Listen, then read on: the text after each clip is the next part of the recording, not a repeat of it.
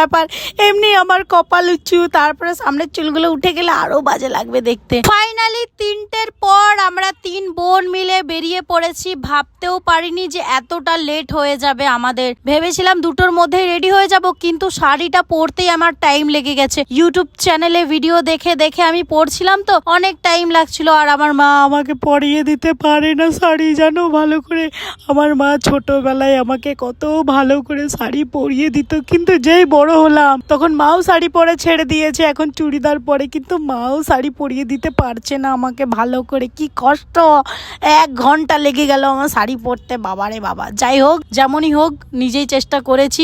লোককে তো অনেক তেল মেরে দেখেই নিলাম, কেউ তো আর হেল্প করলো না। হ্যাঁ, নিজের টাইমে ওরা আমাকে বলেছে, তখন আমি এক কথাতেই রাজি হয়ে গেছিলাম। তখন আমাকে অনেকেই বারণ করেছিল, মাধবী এরকম করে হুটহাট করে যে যেটা বলবে সেটা শুনে নিবি না। আমার বন্ধু বান্ধবরাও বলেছিল, কিন্তু আমি আমার বন্ধু বান্ধবদের কথা শুনিনি, আমি নিজের মনের কথা শুনেছিলাম, তো ওটাই ভুল করেছিলাম।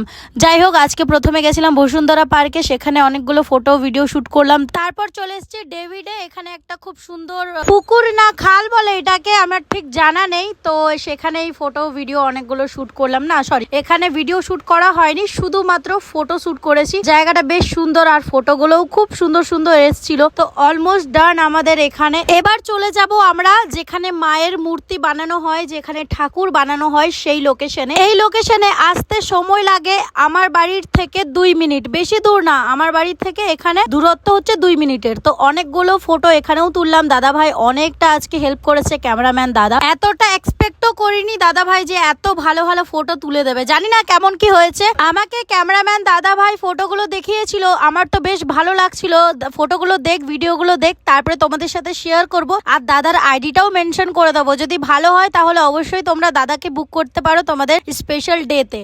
ফটো ভিডিও শুট করার পর বাড়ি চলে এসেছি। এসে পরে এখন মেকআপটা রিমুভ করছি। আমার জানো অনেক খিদে পেয়েছে, সকাল থেকে কিচ্ছু খাইনি। সেই সকালবেলায় 2 বার মাত্র চা খেয়েছি, তখন থেকে আর কিছু খাইনি। আর এখন বিকাল 4:30 মতো বাজে। তো সবার প্রথম শাড়িটা চেঞ্জ করে নিয়েছিলাম। আর এই স্কার্টটা তো দেখছোই, কয়েকদিন আগে আমি ভালো করে কেচেছিলাম। কিছুটা কাদা কাদা দাগ উঠে গেছিল আর কিছুটা রয়ে গেছিল। তো ভাবছি যে আমি স্কার্টটা রেড বা ব্লু কালার করব। তোমরাই বলো কোন কালারটা করলে ভালো লাগবে। আমি যদি হোয়াইট কালারই স্কার্টটা রাখি, তাহলে ধরো স্কার্টটা কেচে কেচে কেচে কেচে আমার হালত পুরো খারাপ হয়ে যাবে। সেই জন্য ভাবছি ব্লু বা রেড কালার করে নিব। তোমরাই বলো কমেন্ট করে কোন কালারটা করব আমি। আজকে আমি সিঁদুর শাঁখা পরেছি। তো একটা দাদু আমাকে এত ভাষণ দিল যে কি বলবো। বলছে সিঁদুর শাঁখাটা খেলার জিনিস নয়, সেটা পরে খেলতে নেই, ঠিক আছে ছাড়ো। ওরকম আমাকে অনেকেই বলতে থাকে। তারপর রাত 8টার সময়